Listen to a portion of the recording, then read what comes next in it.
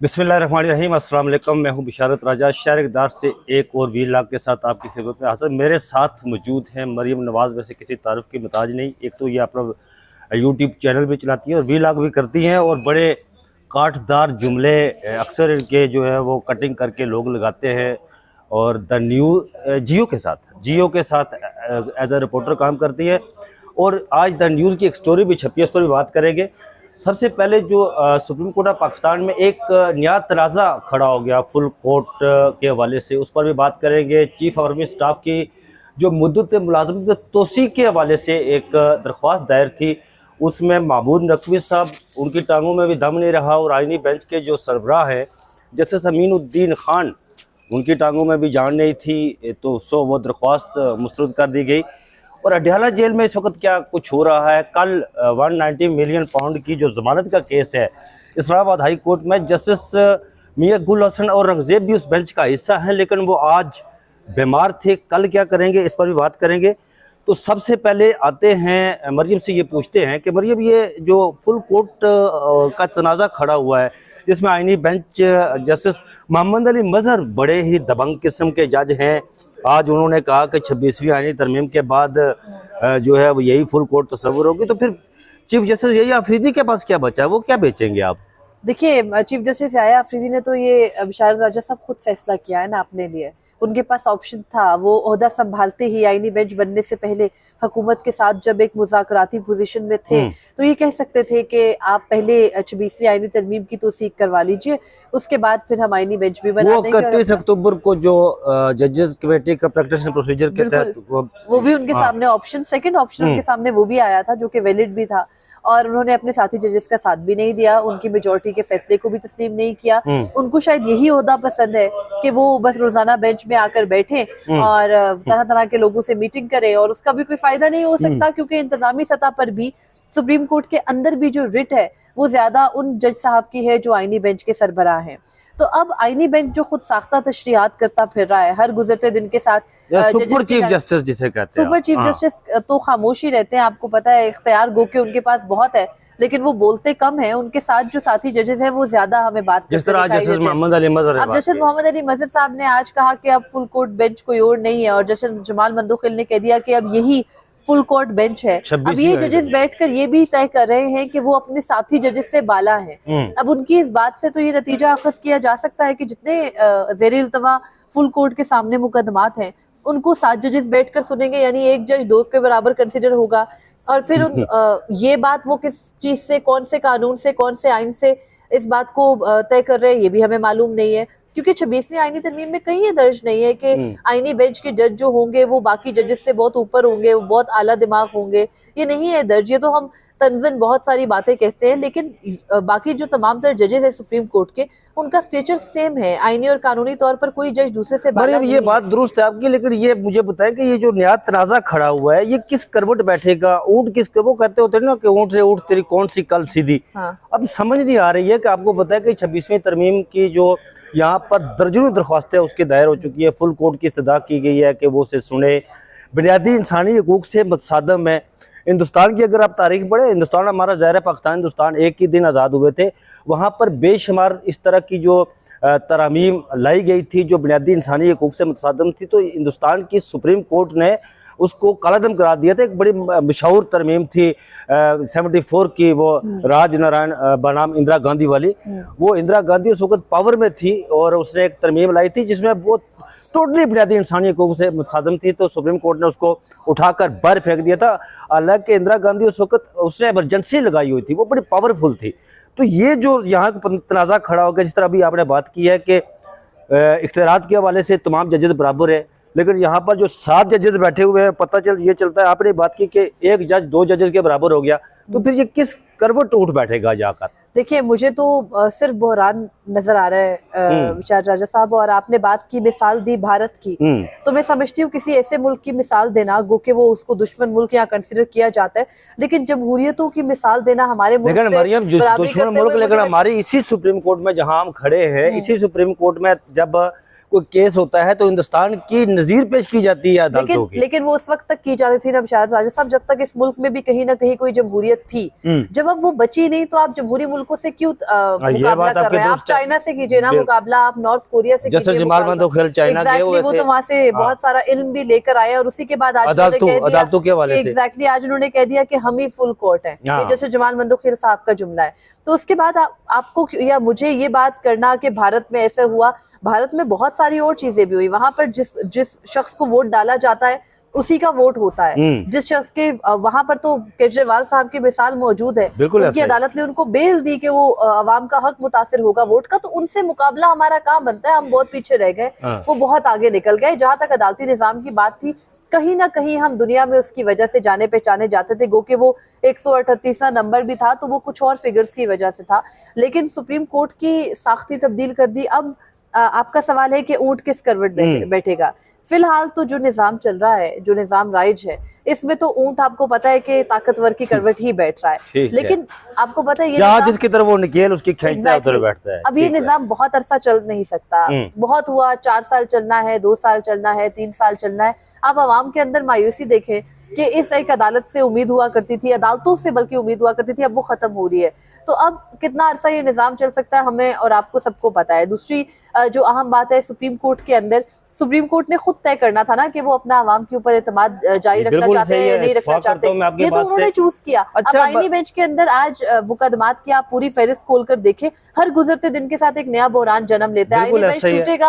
आज जैसे 2 जजेस ने माजरत की केस सुनने से, जस्टिस आयशा मलिक ने एक मुकदमे में माजरत की, दूसरे में जस्टिस जमाल मंदोखिल ने की, मंसूर शाह वाला मामला था। बिल्कुल। तो अब अगर ये सब कुछ होना है तो फिर कौन तय करेगा कि अगर आईनी बेंच में कोई जज माजरत करता है तो आईनी बेंच रिकंस्टिट्यूट कैसे होगा? तो बहुत सारे सवाल है। लेकिन मरियम, मुझे ये बताएं कि ठीक है, बैसियर डेमोक्रेट आप भी, मैं भी, हमारा ये बिलीव है कि पार्लियामेंट सुपीरियर होती है और पार्लियामेंट सुप्रीम होती है। पार्लियामेंट अगर ये सुप्रीम कोर्ट और पाकिस्तान के जजेस भी कहते हैं कि पार्लियामेंट सुप्रीम है, हम भी कहते हैं पार्लियामेंट सुप्रीम है। पार्लियामेंट अगर एक बिल पास करती है, एक नई तरमीम लाती है जी, कल फॉर एग्जांपल कल लाती है कि शहबाज शरीफ को ये इख्तियार देती है जी कि वह पाकिस्तान की 25 करोड़ अवाम पर बम मारे, और शहबाज शरीफ हुक्म देता है जनाब चीफ आर्मी स्टाफ को, और वो बम मार देते, तो फिर क्या होगा? देखिए बिशारत राजा साहब, आपका सवाल है ना कि हम मानते हैं, तस्लीम करते हैं, ये सुप्रीम कोर्ट के मुताबिक फैसले, पार्लियामान सुप्रीम है। लेकिन पार्लियामेंट वो जो कि अवाम की नुमाइंदा पार्लियामेंट हो। हमें पार्लियामेंट की बिल्डिंग सुप्रीम नहीं चाहिए, हमें पार्लियामेंट के अंदर बैठे वो लोग सुप्रीम नहीं चाहिए जो फॉर्म 47 से इस पार्लियामेंट में आकर बैठे हो। अवाम की हकीकी नुमाइंदा पार्लियामेंट सुप्रीम है। वो पार्लियामान कानून साजी भी करे, वो पार्लियामान, लेकिन आपको पता है साबिक चीफ जस्टिस काजी फरीसा का फैसला था कि आईनी तरमीम हो सकती है, लेकिन आईनी तरमीम के लिए भी कुछ हदूदों का यूज है। वो बिल्कुल ही बेलाग नहीं हो सकती कि जिसका जो दिल चाहे वो लिख दे आईनी तरमीम के अंदर।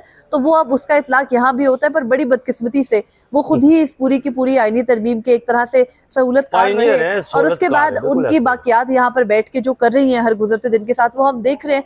लेकिन देखे ना, जजेस, हमारे बहुत सारे लोग सवाल करते हैं, ये जस्टिस मंसूर अली शाह, जस्टिस मुनीब अख्तर, ये जजेस खामोश क्यों हैं? मैं ये समझती हूँ कि इनमें से बहुत से जजेस ऐसे हैं, जस्टिस मंसूर अली शाह हो, जस्टिस अतर मनल्ला हो, कुछ उनका बोया भी है जो वो काट रहे हैं। लेकिन बहुत से जजेस जिनके बारे में सवाल होता है, जैसे जस्टिस मुनीब अख्तर है, शुरू से एक स्टैंड रखते हैं, उन्होंने क्यों कुछ नहीं कर रहे। आप एक जज के ऊपर प्रेशर डाल रहे हैं वो इस्तीफा दे। इस वक्त अगर वो जज बैठकर अदालत में 2 लफ्ज बोल देता है तो आपके पास बाकायदा टीम्स है जो उनको मुतनाज़े बनाने के लिए उनके खिलाफ पूरी कैंपेनिंग करते हैं। जजेस इस वक्त इंतजार करें राजा साहब के खुद जो ये आईनी तरमीम की गई है ना, 26वीं आईनी तरमीम, उसके फल जब खुद तोड़ेगी ना ये हुकूमत, खुद खाएगी और वो जहर उनको महसूस होगा, तो उसके बाद होगा। एकदम से तो कुछ भी नहीं होता। आप देखें ना, आईनी बेंच को समाप्त करते आज 4था-5वां दिन था, कितनी बातें, कितने सवालात, कितने तनाज़ात खड़े हो गए। खुद आईनी बेंच को भी आज समझ आ गई कि भाई हम तो 35 मिनट में, 40 मिनट में समाते करके उठ जाते हैं, उसके बाद का पूरा दिन तो हम कुछ नहीं करते, तो अब 12 बजे शिफ्ट कर देते हैं। तो ये आहिस्ता आहिस्ता चीजें इवॉल्व होनी है। बहरान जिनकी हम निशानदेही 26वीं आईनी तरमीम के आते ही कर रहे थे, वो खुद भी जजेस को समझ आ गई। फिलहाल ये उनका भी हनीमून पीरियड है, हर जज कोशिश कर रहे हैं, अभी हलवा खा रहे हैं बिल्कुल, और हर कोई कोशिश कर रहे हैं हम हुकूमत की नजर में या मौजूदा फौजी एस्टेब्लिशमेंट की नजर में इतने अच्छे रहे कि हमें आईनी बेंच ना निकाला जाए। मजहर की बॉडी लैंग्वेज ही बिल्कुल तब्दील हो गई है। शायद वो 26वीं आईनी तरमीम के बाद वो उनका तो वतीरा रहा है राजी साहब, आप उनका बैकग्राउंड नहीं भूले ना। उनको लेकर आए जस्टिस गुलजार, उसके बाद जस्टिस बंदयाल आए तो वो जस्टिस बंदयाल के राइट साइड पे हमेशा रहे, जस्टिस बंदयाल के साथ आखिरी दिन तक बैठे रहे। और जैसे ही जस्टिस बंदयाल गए वो फेवरेट बन गए जस्टिस काजी फैज ईसा के। और जब जस्टिस काजी फैज ईसा के आखिरी दिन आना शुरू हुए तो वो रोजाना जस्टिस अमीन के चैम्बर में पाए गए। तो ये सब कुछ हवा में नहीं हो रहा। और मीनवाइल वो जस्टिस मंसूर के साथ भी हो गए थे, ट्रैवल करते हुए जो है हर जगह वो उनके साथ। अच्छा जगह मरियम, आते हैं दूसरी स्टोरी की तरफ। आज एक केस था, महमूद नकवी साहब ने दरख्वास्त दायर की हुई थी आर्मी चीफ की मुद्दत मुलाजमत में तोसी के हवाले से। उनकी टांगों में भी दम नहीं रहा था। फिर जो मौजूदा आईनी बेंच है, इसके सरबराह जो है जस्टिस अमीनुद्दीन खान, मैं अक्सर ये कहता होता हूँ कि जस्टिस अमीनुद्दीन खान ने आज तक माशाल्लाह कितने दिन हो गए आईनी बेंच की इस बातें करते हुए, 5-6 दिन हो गए, आज तक कोई ऑर्डर नहीं आया। अभी तक वो रिटर्न ऑर्डर कोई नहीं आया अभी तक। आज चौथा रोज था, बिल्कुल 4 दिन मुकम्मल हो गए आईनी बेंच को समाते करते हुए, और अभी तक कोई एक रिपोर्टेड जजमेंट नहीं है। और अगर वो होगी भी तो मैं वसूख के साथ कह सकती हूँ वो अमीनुद्दीन खान साहब की नहीं लिखेंगे। वो अमीनुद्दीन खान साहब चले, वो सिविल मुकदमात के माहिर है, एक्सपर्ट है, उनकी टांगों में दम नहीं था। फिर वो क्या हुआ, दरख्वास्त खारिज क्यों कर दी गई? देखिए, जरूरी है राजा साहब, पहले हम ये बताएं ऑडियंस को कि ये मुकदमा था क्या। मौजूदा army chief general Nasir Munir को जब अपॉइंट किया गया था तो उस वक्त उनकी रिटायरमेंट को 3 दिन हो चुके थे, और उसी के खिलाफ महमूद अख्तर नकवी मशहूर ज़माना पिटिशनर है, प्रॉक्सी पिटिशनर के तौर पर भी बड़े काम आते हैं, आदि दरख्वास्त गुजार हैं। उन्होंने सुप्रीम कोर्ट से रजू किया, और उस वक्त आपको पता है अभी हाफिज साहब का करिश्माती वो एक तिलिस्म शुरू नहीं हुआ था, अभी बीच में था, तो मामला तो उन्होंने चैलेंज कर दिया। उसके बाद महमूद अख्तर नकवी साहब जो काफ़ी बीमार हैं, वो आज जब ये समात 1 साल के बाद, यानी चीफ जस्टिस काजी फैज ईसा के दौर में सेफली इसको मुकर्रर नहीं किया गया, और आईनी बेंच जिसको बनाया ही इसलिए गया कि मौजूदा फौजी इस्टेब्लिशमेंट, मौजूदा हुकूमत, मौजूदा निज़ाम को तहफ़्फ़ुज़ दिया जा सके, उनको आईनी कानूनी कवर मिल सके, वो आइन और कानून जो उन्होंने खुद ही बनाया अपने लिए। तो उसके लिए जब ये आईनी बेंच बनाया गया तो इस आईनी बेंच ने आज बैठ के अपनी पहली खिदमत बड़े ही मैं कहती हूँ पूरे तरीक़ेकार के साथ और बड़े लवाज़मात से दे दी, और इसमें उनको कोई शर्म या आर तो महसूस होती नहीं है। तो हमें भी कहने में नहीं महसूस होनी चाहिए कि जिस मकसद के लिए आज आईनी बेंच को बनाया गया था, उन्होंने महमूद अख्तर नकवी साहब की अदम मौजूदगी में, अदम पैरवी पर आर्मी चीफ की जो ये तकर्रुरी है उसके खिलाफ इस दरख्वास्त को खारिज कर दिया। क्योंकि वो तकर्रुरी हमें भी पता है अच्छा हुआ जुर्माना नहीं किया गया उन्हें। मैं तो सोच रहा था कि वो अगर हाजिर होते तो शायद उन्हें जुर्माना भी कर दिया जाता। नहीं, वो सारे सेम पेजर्स हैं, तो उसके लिए जुर्माने की जरूरत नहीं, वो आए नहीं है, बिल्कुल जुर्माने की जरूरत नहीं पड़ी। और खुशअस्लूबी से मैं कह रही हूँ जिस मकसद के लिए आईनी बेंच बना था, आज उसने अपना पहला मकसद सबके सामने खोल के रख दिया, और वो कर दिया उन्होंने जो उन्होंने। अच्छा मरियम, आते हैं हम उस खबर की तरफ कि जिस वक्त हम ये वीलॉग कर रहे हैं, अडियाला जेल में इस वक्त कैदी नंबर 804 इमरान खान, मेरी मुराद है, साबिक इजाजत भी रहे। लोग कहते हैं कि जी पूरा नाम लिया करे, अब उनका पूरा नाम है इमरान अहमद खान नियाज़ी। नीचे जो लोग कमेंट्स करते हैं वो कहते हैं जी पूरा नाम लिया करे, हमारे मुर्शिद है जनाब। तो उनके साथ इस वक्त अली अमीन गंडापुर की जो है वो इस वक्त मुलाकात है, और आपको पता है कि वहां से जब वो निकलेंगे तो अली अमीन गंडापुर सीधा आएंगे अपेक्स कमेटी में, बराबर में अपेक्स कमेटी में। वहां पर चीफ ऑफ स्टाफ भी बैठे होंगे, वहां पर शहबाज शरीफ भी बैठे होंगे, दीगर लोग भी बैठे होंगे। वहां से कोई मैसेज लेकर आएंगे। ये फिर आज अंसार अब्बासी साहब ने आप ही के इदारे में द न्यूज में एक स्टोरी की है कि कहीं हुकूमत के बीच और पाकिस्तान तहरीक इंसाफ के बीच मुज़ाकरात हो रहे हैं हाई लेवल पर, और उसमें इमरान खान को भी ऑन बोर्ड लिया हुआ है और एस्टेब्लिशमेंट को भी ऑन बोर्ड लिया हुआ है। इस पर मैंने कल इस पर वीलॉग किया था, और मैंने रात को वीलॉग किया था, और मैंने बताया था कि हुकूमत के इमरान खान के 3 मुतालबात पर किसी न किसी तरह एस्टेब्लिशमेंट ने नीम रजामंदी जाहिर की है, लेकिन एक उनका मुतालबा है जिस पर इमरान खान पसो पेश कर रहे हैं। वो मुतालबा था 26वीं आईनी तरमीम को रहने दे 2 साल के लिए। वो 2 साल से मुराद ये है जी कि मतलब वो जो 2 साल उधर बढ़ाए गए ना, उसके साथ नथी करके अब क्या कहती हैं कि क्या ये 24 नवंबर से पहले कहीं मामलात सेटल डाउन हो जाएंगे इनके? देखिए, ये तो एक खबर ज़रूर है कि हुकूमती सर्कल्स में या मौजूदा निज़ाम को इस बात से एक परेशानी ज़रूर है कि 24 नवंबर को एहतजाज ना हो, कि जहां वो थोड़ा सा अपने आप को स्टेबल करके आगे आते हैं। तरमीम उन्होंने कर ली, कानून साजियाँ उन्होंने अपनी मर्जी की कर ली, अब वो उस फेज़ में जा रहे हैं जहाँ वो आवाम के सामने ये बयानियाँ बनाना चाह रहे हैं कि हम कुछ कर रहे हैं। उस वक्त पे एहतजाज आना उनको दोबारा से वो पॉइंट 0 पर ले जाता है। तो कोशिश हर मुमकिन हो रही है कि किसी भी तरह से इस एहतजाज को रोका जाए। अंसार अब्बासी साहब की बिल्कुल खबर है कि इमरान खान से हुकूमत की आला शख्सियत जो कि मुक्तदिर हलकों के भी करीब है, उनकी मुलाकात हो रही है, मुज़ाकरात की कोशिश हो रही है। मैं ये समझती हूँ बिशारत राजा साहब कि आज जो अली अमीन गंडापुर बगैर किसी रुकावट के स्ट्रेट अवे वो चले गए फुल प्रोटोकॉल के साथ अडयाला जेल, वहां पर अंदर चली गई, बिल्कुल कमेटी रूम में उनको मुलाकात उनकी इमरान खान से कराई जा रही है और फिर उन्होंने वापस आके आर्मी चीफ से मिलना है। मैं नहीं समझती कि वो इमरान खान से सिर्फ वहां पे कोई पैगाम लेने गए हैं, बल्कि वो इमरान खान को पैगाम देने भी गए हैं और वो फिर बाकायदा कम्युनिकेशन हो रही है। और आप देखें कि इस मरतबा पाकिस्तान तहरीक इंसाफ एक मुख्तलिफ स्ट्रेटजी के साथ है, बिल्कुल और सिक्रेटिव रहे हुए। और इमरान खान ने जब एहतजाज की कॉल भी दी थी तो एहतजाज की कॉल के अंदर ही मुज़ाकरात की दावत मौजूद थी, तो उसमें उन्होंने जो एक ओपन एंड रखा है उससे ये भी समझ में आ रहा है कि उन्होंने खुद कहा है कि आओ हमसे बात करो।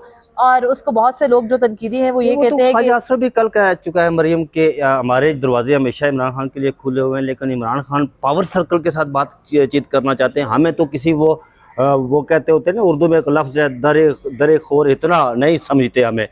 तो ये इसमें भी वैसे बात ठीक है कि देखिए शायद राजा साहब मैं भी ये समझती हूँ कि गो के एक जमहूरियत पसंद मुल्क के अंदर ये होना चाहिए, जमहूरी मुल्क में, कि सियासतदान आपस में एक मेज पर बैठ के बात करें, लेकिन उसके लिए हर सियासतदान पहले हल्फ लेना कि उसका कोई ताल्लुक नहीं है एस्टैब्लिशमेंट से, उसके पीछे एस्टैब्लिशमेंट नहीं खड़ी, तो फिर इमरान खान भी उनके साथ बैठकर बात करे तो बनती है। अब अगर इमरान खान ये मुतालबा कर रहे हैं कि वो फौज ही से बात करेंगे तो उनको मुकम्मल इदराक है, हुकूमत करके जा चुके हैं, गो के बहुत लोगों को ये बात बुरी लगती है, लेकिन एस्टैब्लिशमेंट के साथ सेम पेज पर रहकर हुकूमत की, उस वक्त उनके हर सही गलत इकदाम को डिफेंड किया।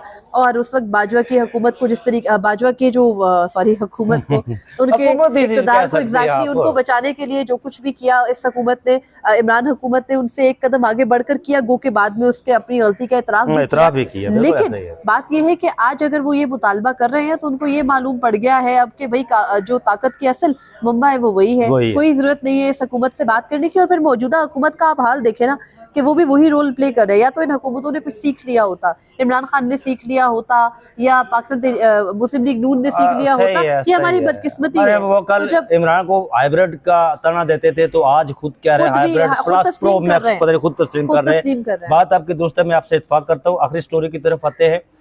ये जो 190 मिलियन पाउंड कल उसकी जमानत का केस इमरान खान का इस्लामाबाद हाई कोर्ट में लगा हुआ है। जस्टिस मियां गुल हसन औरंगजेब उस बेंच का हिस्सा है चीफ जस्टिस आमर फारूक के साथ। वो आज बीमार हो गए, अल्लाह ताला उन्हें सेहतयाब करे। अक्सर अच्छे मौकों पर बीमार हो जाते हैं, फराश हो गए, वो अल्लाह ताला उन्हें सेहत। क्या नजर आता है आपको वैसे कल अगर वो ठीक होते हैं, उनकी तबीयत ठीक होती है, वो कहते हैं वो मिर्जा हादी रसवा लिखता होता है कि वो तबीयत मुंतशर का लफ्ज़ इस्तेमाल करता है। वो अगर वो कल ठीक होती है तो फिर क्या आपको लगता है कि ज़मानत इसमें तो डेफिनेटली वैसे अगर देखा जाए तो उसमें ज़मानत बनती है उनकी? देखिए 190 मिलियन केस में उनकी ज़मानत तो बनती है विशाल राजा साहब, लेकिन 190 मिलियन का ट्रायल भी दूसरी जानिब चल रहा है, तो कुछ 50-50 मुझे तो सिचुएशन लग रही है, क्योंकि जरूरी नहीं है कि हाई कोर्ट बरियत वाला मामला भी उसके साथ वो तोशाखाना 2 का नथी किया होगा उधर भी। तोशाखाना 2, अब तोशाखाना 2 का एक अहम मामला ये है कि ये जो तोशाखाना 2 और 3 है, मैं तो 3 समझती हूँ इसको। एक तोशाखाना तो वो था जो हुमायूं दिलावर साहब ने डिसाइड कर लिया था, फिर वो दूसरा था जो कि जज मोहम्मद बशीर ने गालिबन मोहम्मद बशीर ने किया, तो ये अब ये तीसरा है बेसिकली। लेकिन सभी मुकदमात में मोहम्मद बशीर ने वो सजा सुनाकर 14 साल के उसके बाद तो वो घर चले गए थे। जी वो चले गए थे, लेकिन उसके बाद अब उसी का जो मेरिट पर है वो दलाइल जारी है और तीसरा भी चल रहा है तोशाखाना का। तो मैं ये समझती हूँ कि इस वक्त अगर इमरान खान साहब जेल में तो उनके ऊपर ऐसा कोई सजा का मुकदमा नहीं है।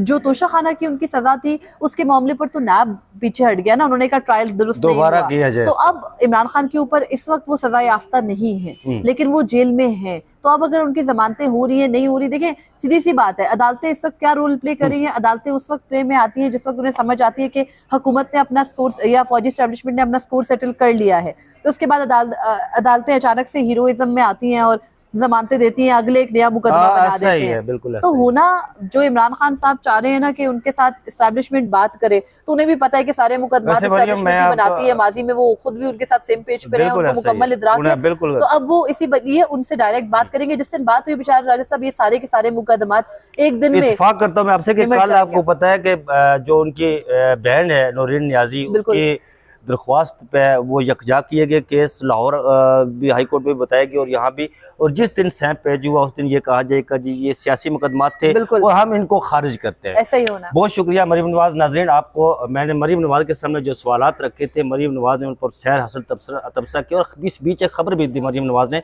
और वह खबर ये दी मरीम नवाज ने कि अली अमीन गंडापुर एक अहम मैसेज लेकर वहाँ गए हुए हैं अडयाला जेल में, और जब वो वापस आएंगे तो चीफ आर्मी स्टाफ के साथ जब बैठेंगे तो ये बताएंगे कि जी वहाँ से ये मैसेज आया है। जब वो अपेक्स कमेटी ख़त्म होगी, कोई नई डेवलपमेंट आती है, उस वक्त तक मुझे और मरीम नवाज को दीजिए इजाज़त। अपना बहुत सारा ख्याल रखिएगा। अल्लाह हाफिज़।